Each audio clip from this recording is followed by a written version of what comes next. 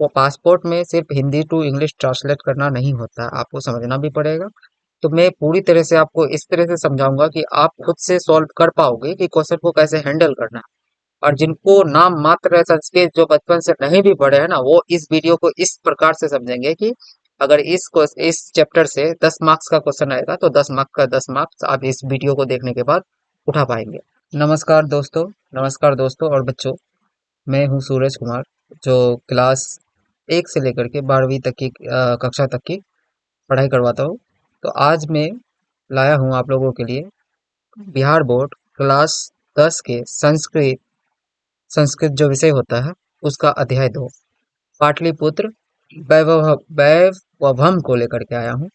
आज इसके बारे में हम लोग एक्सप्लेनेशन करेंगे, यानी कि इसका व्याख्या करेंगे, किस तरह से व्याख्या किया जाना चाहिए। बच्चे तो वीडियो पर बने रहे, स्किप ना करें। चलिए शुरू करते हैं। संस्कृत का द्वितीय पाठ है, सेकंड, द्वितीय सेकंड कहते हैं पाटलिपुत्र वैभव। पाटलिपुत्र, पाटलिपुत्र पटना का पुराना नाम है, ठीक है। और इसका जो वैभव है उसके बारे में जो है कि पटना का वैभव, इसका ये मीनिंग हो जाता है, पाटलिपुत्र का वैभव। आगे देखते हैं क्या हो जाता है, कहानी हम लोग के पास क्या है। तो ये पूरा बुक से हम लोग का वेबसाइट पे है ये, ठीक है। वो बुक में थोड़ा सा धुंधला दिखता है, इसलिए हम लोग अपना वेबसाइट में इसको ऐड किए हैं। अभी बाद में बताएंगे वेबसाइट के बारे में। तो इसका हेडलाइन है, इसमें शुरू में पहले आपका बुक में ऐसा ही लिखा हुआ है कि बिहार राज्यस्य राजधानी नगरं पाटलिपुत्र सर्वेषु कालेषु महत्व धारणायात्। तो बिहार राज्य का राजधानी नगर पाटलिपुत्र हर काल में सर्वेषु काल में सभी कालों में महत्व धारण करता है, महत्व रखता है, ठीक है। बिहार राज्य का राजधानी नगर, बिहार राज्य का राजधानी नगर जो है कि पाटलिपुत्र हर एक काल में महत्व धारण रखता है, महत्व रखता है। अस्येती इतिहास, इसका इतिहास, इसका इतिहास सार्थ सहर्द द्रय वर्ष परिमिति वर्तते। तो इसका इतिहास, सहर्ष का मतलब होता है बच्चों 1000, 1000 को कहते हैं सहस्त्र, ठीक है। द्रय मतलब 2, यानी कि 2000 सहस्त्र। सार्ध मतलब होता है आधा, यानी कि सहस्त्रदय 2 सहस्त्र 2000 साल, और आधा यानी कि 500 साल। टोटल कितने हो गए? 2500 वर्ष। पाटलिपुत्र नगर का इतिहास 2500 वर्ष पुराना है, इसका मतलब ये है, और ये ऑब्जेक्टिव आता है। नेक्स्ट देखेंगे अत्र। अत्र मीन्स यहाँ। धार्मिक क्षेत्र, धार्मिक क्षेत्र है, जैसे मंदिर मस्जिद गुरुद्वारा। राजनीतिक क्षेत्र है, जैसे कि संसद भवन। उद्योग क्षेत्र है, उद्योग का क्षेत्र, फैक्ट्री वगैरह, बड़ा बड़ा कारखाना। और विशेषण ध्यान आकर्षण, ये सारी चीजें जो है कि विशेष करके ये सारी चीजें जो है कि ध्यान आकर्षित करती है, हम लोगों का ध्यान आकर्षित करती है पाटलिपुत्र की ओर। अगर प्रश्न आए कि पाटलिपुत्र में कि हम लोगों का ध्यान आकर्षित क्या क्या करती है, तो धार्मिक क्षेत्र, राजनीतिक क्षेत्र और उद्योग क्षेत्र। अब यहाँ पे बोल रहे हैं कि विदेशी यात्री, विदेशी यात्रियों मेगास्थनीज पाइयान वैनसांग इति संग प्रभुत्य पाटलिपुत्रस्य वर्णनं स्व स्व स्मरण ग्रंथेषु चक्र। तो कह रहे हैं कि जो विदेशी यात्री थे, विदेशी यात्री कौन कौन? मेगास्थनीज, फाइयान, हुएनसांग, इति संग, ये लोग जो है कि पाटलिपुत्र नगर का वर्णन अपने अपने स्व स्व मतलब अपने अपने स्मरण मतलब जो भी उन लोगों ने ग्रंथ लिखा था, जो जो पुस्तक लिखा था, जो भी आते हैं डॉक्यूमेंट्री लिखते हैं ना कि हम भारत गए यहाँ वो चीज देखे, तो उन्होंने अपने अपने पुस्तकों में पाटलिपुत्र वैभव का वर्णन अपने अपने शब्दों में किया। पाठे अस्मिन्, इस पाठ में पाटलिपुत्र वैभवस्य सामान्य परिचयो वर्तते। इस पाठ में पाटलिपुत्र वैभव का वर्णन, सामान्य वर्णन किया गया है, सामान्य परिचय दिया गया है, जो सबको जानना चाहिए। तो बच्चों देखिए, ये पटना का गोलगढ़ है ना। अब आगे आएंगे कि क्या है टॉपिक, नेक्स्ट क्या है। आप लोग बुक निकाल लीजिए ताकि पूरा मिले। प्राचीनेषु प्राचीनेषु भारतेषु नगरे वन्यत्यम पाटलिपुत्र नुगम वसति चित्रं महानगरम बभुव तस्दि तद्विश्वे दामोदर गुप्तो नामा कवि, है ना। तो पाटलिपुत्र नगर में भारत के प्राचीन काल में भारत के पाटलिपुत्र नगर में जो है कि बहुत से विद्वान रहते थे। उनमें से एक जो विद्वान थे दामोदर गुप्त नाम का कवि भी थे। उनका वो कवि थे, कवि यानी कि लेखक। तो उनका एक लेख था कुट्टिम ताक्ष्य। ठीक है। ऑब्जेक्टिव आता है कुट्टिम ताक्ष्य का लेखक या रचयिता या कवि कौन है। वीवीआई ऑब्जेक्टिव है। काव्य कथति, इस काव्य में क्या कहा गया है। अस्ति महातिलकं सरस्वती कुलगिरी महानगरम नामना पाटलिपुत्र परि परिभूत पुरंदर स्थानम। तो दामोदर गुप्त द्वारा जो है कि दामोदर गुप्त नाम का जो कवि है, अपना जो पुस्तक है कुट्टिम काक्ष्य, तो उसमें कहते हैं कि ये जो है कि धरती का महातिलक है, महातिलक है, और सरस्वती का कुलगिरी है। देखो, सरस्वती का कुलगिरी मतलब कि सरस्वती का निज स्थान है। कैसे? तो नालंदा यूनिवर्सिटी, नालंदा विश्वविद्यालय के नाम के बारे में आपने सुना ही था और सुना भी होगा, जो कि विश्व विख्यात। यहाँ पे विदेशी विदेशी पहले बिहार का नाम, पुराना नाम मगध था। तो उस टाइम में जो है कि चंद्रगुप्त मौर्य के शासन काल में चाणक्य द्वारा निर्मित जो है कि नालंदा यूनिवर्सिटी, तक्षशिला, ये सब जो था, तो काफी विदेश से लोग पढ़ने के लिए आते थे। और पढ़ने के लिए जो आते थे, यहाँ ज्ञान अर्जित करते थे और यहाँ से ज्ञान उपलब्ध होता था। इसलिए इसको, और ज्ञान का देवी कौन? सरस्वती, इसलिए इसको सरस्वती का कुलगिरी कहा गया है ना। और पाटलिपुत्र का नाम जो है कि, इसका नाम जो है कि इंद्र का इंद्र का जो है कि आसन के समान इसका जो है कि स्थान का नाम पाटलिपुत्र पड़ा। इंद्र के परिभूत पुरंदर स्थानम, ना, पुरंदर मतलब होता है इंद्र, उसके नाम पर, उनके सिंहासन के नाम पर पाटलिपुत्र नाम पड़ा। ठीक, आगे देखते हैं। नेक्स्ट देखते हैं कि इतिहास से श्रूयते यत गंगा स्तीरे बुद्ध काले पाटलिग्राम में स्थित आती। इतिहास से सुनते हुए आ रहे हैं, इतिहास आप लोग जानते होंगे, जो लेख लिखा हुआ है, इतिहास से हम लोग सुनते हुए आ रहे हैं कि गंगा के किनारे बुद्ध काल में पाटलिग्राम स्थित था, अवस्थित था। पाटलिग्राम उपस्थित था। जो पाटलिपुत्र अभी बोलते हैं, उसका पहला नाम बुद्ध काल में उसका नाम पाटलिग्राम था। क्वेश्चन आएगा कि पाटलिपुत्र का नाम, बुद्ध काल में पाटलिपुत्र का नाम क्या था? पाटलिग्राम। यत्र च भगवान बुद्ध बहुकृत्व समागता, यहाँ पर जो है कि भगवान बुद्ध बहुत सारे कार्य किए, बहुत सारे, बहुकृत्य समागता, तेन तेन कथित मासित, उसके बाद उन्होंने कहा, यद ग्रामो, यह ग्राम, यह गांव, महानगरं भविष्यति, यह ग्राम जो है कि महानगर में बदलेगा भविष्य में। किंतु कलहयस्य, लेकिन कलह का भी इसमें खतरा है। कौन सा कलह होगा? अग्निदाहस्य जलपुरस्य च भयात सर्वकांता भविष्यति। तो देखिए, अब क्वेश्चन आता है कि महात्मा बुद्ध ने पाटलिपुत्र के बारे में क्या भविष्यवाणी की। तो पाटलिपुत्र के बारे में महात्मा बुद्ध ने ये भविष्यवाणी की कि ये जो ग्राम है, ये महानगर में तब्दील तो हो जाएगा, ये बहुत उन्नति भी करेगा, लेकिन यहाँ पे बहुत ज्यादा भविष्य में जो है कि खतरा मंडराएगा, कलह मंडराएगा। कौन सा कलह? अग्निदाह का कलह, आग का कलह, अग्निदाह का कलह, जल पुरंदस यानी कि बाढ़ आदि का, जैसे गंगा नदी में पूरा बाढ़ आ गया, कोसी नदी का पानी और नीचे गया, तो उसका कलह रहेगा। और सर्वक्रांत भविष्य यानी कि बाहरी आक्रांता हो, जैसे कि कौन आया था, महमूद गजनबी वगैरह जो भी आया था, उनका भय हमेशा सताएगा भविष्य में, और ऐसा हुआ भी, इनका सारा बात सच हो गया। ठीक है। अभी आप देखेंगे नालंदा यूनिवर्सिटी को ध्वस्त करने वाला कौन? खिलजी जी, है ना, जो भी खिलजी है।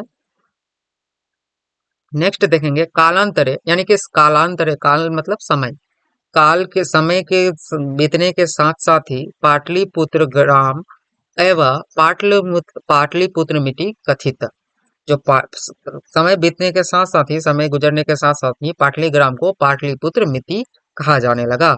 चंद्रगुप्त मौर्य काले, चंद्रगुप्त मौर्य के काल में अस्य नगरस्य शोभा, इस नगर का शोभा, रक्षा व्यवस्था जो है कि च च अति उत्कृष्टता, तो किस शासक के शासन काल में पाटलिपुत्र नगर की शोभा व्यवस्था और रक्षा व्यवस्था अति उत्कृष्ट उत्कृष्ट थी? तो आंसर हो जाएगा चंद्रगुप्त मौर्य। चंद्रगुप्त मौर्य, ये भी क्वेश्चन आता है। यूनान का एक राजदूत था मेगास्थनी, जिसका नाम, उन्होंने स्व स्मरण, वो अपने बुक में ये सब चीज जो है कि लिखा भी है, निरूपण भी किया है, लिखा भी है। अस्य नगरस्य वैभवम, इस नगर का वैभव प्रियदर्शिन, प्रियदर्शिन एक राजा है, प्रियदर्शी के नाम से भी जाना जाता है, जो कि चंद्रगुप्त मौर्य का पोता सम्राट अशोक, नाम सुने होंगे। वो बहुत ज्यादा ही खूबसूरत था, उसको देखने के लिए सभी महिलाएं मोहित रहती थी, इसलिए उसका प्रियदर्शी नाम ही पड़ गया था, प्रियदर्शी। तो प्रियदर्शी, इस नगर का जो वैभव प्रियदर्शी अशोक के समय, है ना, अशोक के समय सुतरा और समृद्ध था, एकदम पूरा समृद्ध था। किस राजा के समय पाटलिपुत्र नगर का वैभव समृद्ध था? सम्राट अशोक। नेक्स्ट, बहुकालं पाटलिपुत्रस्य प्राचीना सरस्वती परंपरा प्रवृत्ता इति राजशेखर स्वकाव्यमीमांसा नाम के कवि शिक्षक सादर स्मृति पुत्रो वर्षाविहा पाणिनि पिंगला विहि व्याधि वरुरुचि पतंजलि इहि परीक्षिता ख्याता मुंह पंजमु।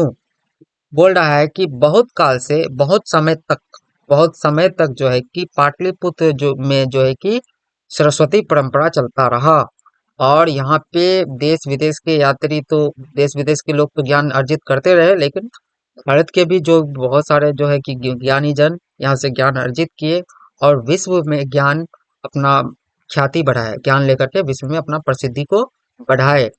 तो ये जो है कि इस सरस्वती परंपरा में इसके बारे में इसका जानकारी कहाँ से मिलता है?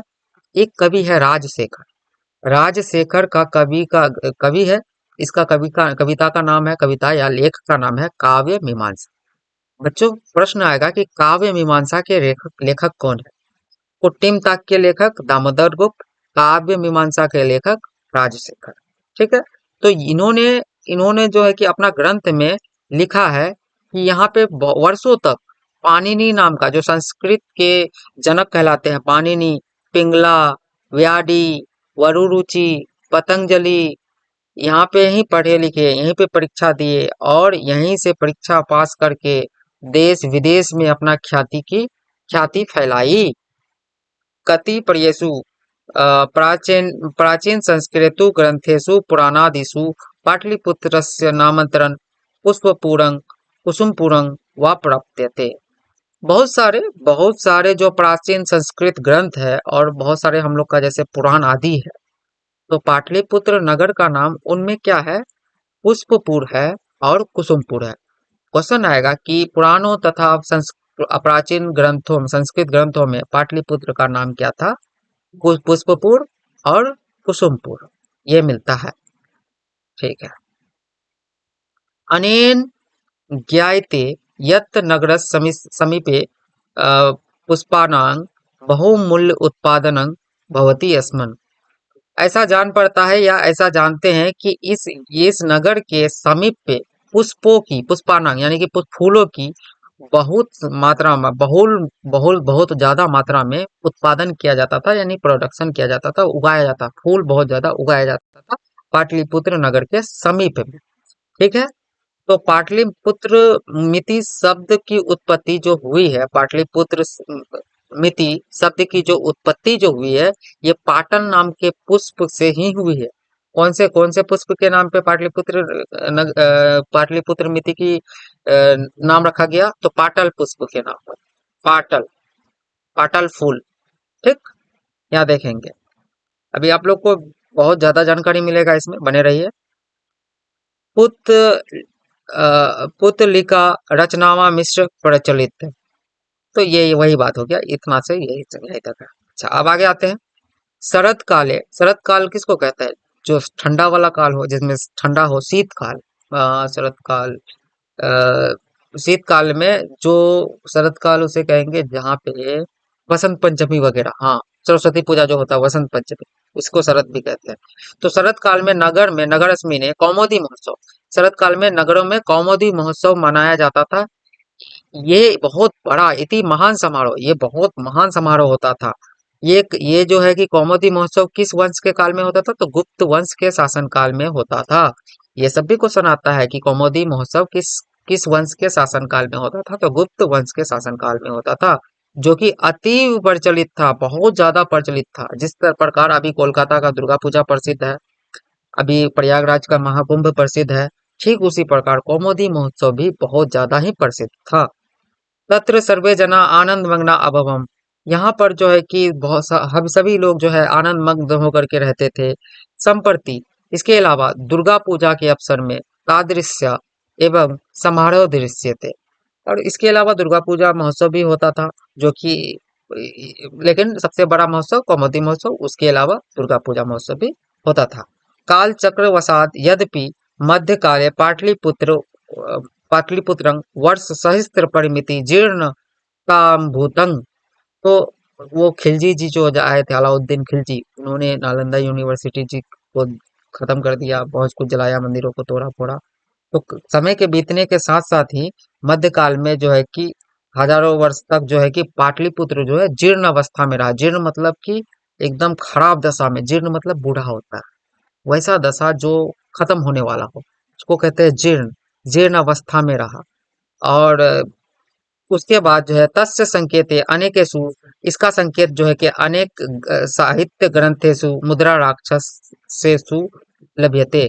इसका संकेत जो है कि हम लोगों को अनेक ग्रंथ, अनेक साहित्य, एक मुद्रा राक्षस नाम का ग्रंथ है, मुद्रा राक्षस नाम का ग्रंथ है, जो कि उसमें भी ये सब चीज प्राप्त होता है। और भगवान बुद्ध ने तो भविष्यवाणी कर ही दी थी कि बाहरी आक्रांताओं से इसको खतरा है, तो वो हो गया। आगे देखते हैं। मुगल वंश काले, जो मुगल वंश है, अकबर लोग, मुगल वंश काले अस्य नगरस समृद्धादो जाता। इसके बाद जो है कि जीर्ण अवस्था से खत्म हो, बहुत जीर्ण शीर्ण हो गया था। उसके बाद मुगल शासन आया। उसके बाद जो है कि इस नगर व्यवस्था का समृद्धि फिर से ऊंचा हुआ, फिर से बढ़ा। आंग शासन काले च पाटलिपुत्रस्य सूत्रा विकास हो जात। और उनके शासन काल में जो है कि पाटलिपुत्र का विकास जो है कि बहुत ज्यादा ही हुआ। नगर मिदंग, नगर के भीतर मध्यकाल में पटनेती नामना प्रसिद्धि गमात। अब जो है कि जो ये पाटलिपुत्र नाम का जो नगर था, इसका नाम पटना कब पड़ा, जब मुगल वंश शासन किया। और किस काल में पड़ा, तो मध्यकाल में पड़ा। ये सब भी ऑब्जेक्टिव आता है बच्चों, ध्यान देना, ये सबसे इंपॉर्टेंट चैप्टर है क्लास 10 का, इसलिए ध्यान से पढ़ना। अयं च शब्द पत्तन मिति शब्दात निर्गत नगरस्य पालिका देवी पटन देवीति अद्यति पूज्यते। तो जो है कि यहाँ पे जो पत्तन मिति जो शब्द आया है, ये यहाँ की पटना की देवी है, एक नगर की देवी है, पालिका देवी। इसका नाम है पटन देवी। वो पटन देवी शब्द से ही पटन मिति शब्द है, बना है। अब जो है कि नगर पालिका, पटना की नगर पालिका देवी कौन है, पटन देवी है। इसकी पूजा अभी भी होती है। ये है कि ये कौन सा स्थान पे तो है, कुछ तो है, कोई बिगना पहाड़ नहीं, कुछ हो, अगर आप लोग कमेंट कर दीजिएगा अगर आपको पता है तो, हम अभी भूल रहे हैं। नेक्स्ट आगे बढ़ते हैं। संप्रति पाटलिपुत्र पटना नाम का नगर अति विशाल वर्तते बिहारस्य राजधानी चस्ती। इसके अलावा जो है कि पाटलिपुत्र का नाम जब पटना बन गया, उसके बाद जो है कि इसको ही मुगल वंश काल में ही बिहार की राजधानी बना दिया गया, या बन गया। ठीक है। अनुदिनं नगर विस्तार बस्ती। आए दिन, अनुदिनं मतलब आए दिन, इस नगर का जो है कि विस्तार होते जा रहा, होते जा रहा, होते जा रहा, होते जा रहा। देख ही रहे, फैलते जा रहा है पूरा पटना। अस्यो उत्तरा उत्तरायण इसी गंगा नदी प्रवाहिती। तो इसके उत्तर दिशा में गंगा नदी बहती है, पर्वती। तो अब आएगा कि गंगा नदी किस दिशा में बहती है, उत्तर दिशा में। तस्या ऊपरी गांधी सेतु नाम, इसके ऊपर जो है कि गंगा नदी के ऊपर गांधी सेतु नाम का, जो सेतु मतलब पुल, गांधी सेतु नाम का एशिया महादेश का दीर्घतम सेतु, एशिया महादेश का सबसे लंबा सेतु जो है, ये गांधी सेतु पुल है। ये जीके में भी आप लोग पढ़े ही हैं। तो ये भी बिहार में है। सेतु किंच, उसके अलावा किंच रेलयान सेतु, रेल रेल का भी सेतु है, रेल यान का भी पुल है। ये निर्माण में है, ये निर्माण हो रहा है, ये हुआ नहीं है, हो रहा। नगर अस्मिने उत्कृष्टता संग्रहालय, नगर नगर के भीतर जो है कि नगर में उत्कृष्ट यानी कि उत्कृष्ट मतलब समझते हैं, जो अच्छा से भी अच्छा उसे उत्कृष्ट कहते हैं। संग्रहालय यानी कि म्यूजियम, जहाँ पे जो है कि जैसे चंद्रगुप्त मौर्य वगैरह आए थे तो उसका तलवार वगैरह, मुगल शासक आए थे उनका कोई मुकुट वगैरह, म्यूजियम समझते ही होंगे, जहाँ पे प्राचीन काल की चीजों को समेट करके सहेज करके रखा जाता है। गांधी जी का चरखा वगैरह ये सब। संग्रहालय, नगर के भीतर नगर में उत्कृष्ट संग्रहालय है, उच्च न्यायालय है, सचिवालय है, गोलगृह है, तारामंडल नाम सुने ही होंगे, जैविकोद्यानम है, मौर्यकालिक मौर्य काल का अवशेष है, महावीर मंदिर भी है यहीं पे, महावीर जैन मंदिर, महावीर मंदिर भी है जो जैन मंदिर है। इत्येते दर्शनार्थ सन्ति। अगर हम लोग पटना जाते हैं तो हम लोग क्या क्या दर्शन कर सकते हैं, क्या क्या देख सकते हैं, देखने लायक क्या क्या है यहाँ भव्य चीजें। संग्रहालय है, उच्च न्यायालय है, सचिवालय है, गोलगृह है, गोल घर, तारामंडल, जैविक उद्यानम यानी कि वो जैविक उद्यान मतलब वो चिड़ियाघर, चिड़ियाघर, मौर्यकालीन का अवशेष सब, महावीर मंदिर, यहाँ पे दर्शन के लिए हम लोग जा सकते हैं। प्राचीन पटना नगरे सिख संप्रदाय, पुराने प्राचीन पटना, प्राचीन मतलब पुराना, एंशियंट, है ना। पटना नगर में सिख संप्रदाय, सिख संप्रदाय जो लोग पगड़ी पहनते हैं, पंजाबी बोलते हैं, पंजाबी सब सिख संप्रदाय उन लोग को कहते हैं। उनका पूजनीय स्थल, उनका पूजनीय स्थल भी है, जिसका 10वां गुरु, दसम गुरु गोविंद सिंहस्य जन्म स्थानं गुरुद्वारेति नामना प्रसिद्ध वर्तते। तो प्राचीन काल में सिख संप्रदाय का जो है कि 10वां गुरु, गुरु गोविंद सिंह का जन्म जी भी जो है कि पाटलिपुत्र नगर में ही हुआ। और जिस स्थान पर पाटलिपुत्र में नगर पे हुआ है, तो जंक्शन, पटना जंक्शन में ही मंदिर है, तो वहां पे आप लोग, उसका नाम है गुरुद्वारा, आप लोग जाकर के दर्शन कर सकते हैं। और जंक्शन के पास ही आपका ये है जैन मंदिर, जो महावीर मंदिर, वहीं पे है। वहाँ का प्रसाद बहुत फेमस है इतना, और काफी टेस्टी भी है। आप लोग जाएंगे तो टेस्ट जरूर कीजिएगा और जरूर दर्शन कीजिएगा, है ना, बहुत शांति मिलेगा। चलिए आगे बढ़ते हैं। तत्र देशायस्य तीर्थयात्री दर्शनाना मायांती, यहाँ पे जो है कि देश भर के तीर्थ यात्री पहुंचते हैं दर्शन मात्र के लिए, सिर्फ दर्शन मात्र के लिए। लास्ट लास्ट चीज है, ये चीज हम लोग पढ़ेंगे, उसके बाद क्वेश्चन आंसर होगा। ये लाइट ऑफ हो गया सर, देखिए तो। एव पाटलिपुत्रं प्राचीन कालात् अधाविधि विभिन्नेषु क्षेत्रेषु वैभवं धारयति च सर्वोच्च संकलित रूपे संग्रहालय दर्शनीयमिति। तो पाटलिपुत्र में जो भी प्राचीन काल में जो भी चीज था, जो भी विभिन्न विभिन्न क्षेत्र का चीज था, जो जिसका जिसका भी वैभव था, जो भी धारण करता है, उसको संग्रहित किया है। कहाँ पे संग्रहित किया है? संग्रहालय में, म्यूजियम में, जो कि दर्शन के योग्य है, आप लोग दर्शन कर सकते हैं।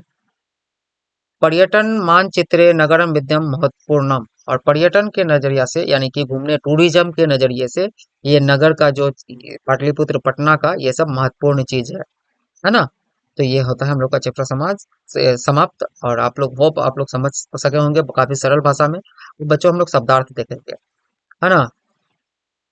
एक तमम या अन्य तमम मतलब एक होता है, मही मतलब पृथ्वी धरती होता है, पुरंदर मतलब इंद्र होता है, बहुकृत मतलब अनेक बार होता है, आगता मतलब आया, आक्रांता मतलब घिरा हुआ, घिरा, उत्कृष्टा मतलब अच्छी, सूत्रा मतलब अधिक, प्रावर्त मतलब चलती थी, नाम अंतरम मतलब दूसरा नाम, आश्रित मतलब आश्रय लेकर, अधा अवधि मतलब आज तक। ठीक है।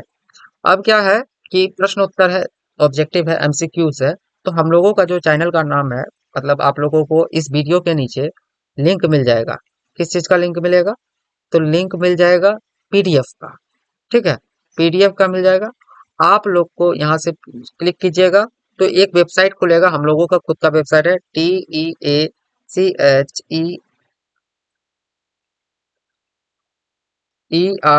टीचर्स, ONLINE ऑनलाइन, HAI है, डॉट डॉट देंगे।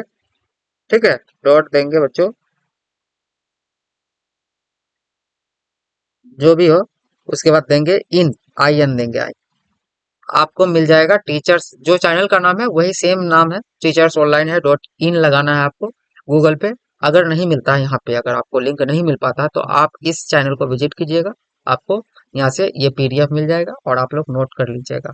बाकी आपको वीडियो अगर अच्छी लगती है तो लाइक जरूर कीजिएगा, सब्सक्राइब जरूर कीजिएगा, है ना, ताकि हम भी मोटिवेट रहे। और आज के लिए बस इतना ही। इसका क्वेश्चन आंसर लेकर के आएंगे हम लोग नेक्स्ट वीडियो में। बने रहे और चैनल से जुड़े रहे। धन्यवाद।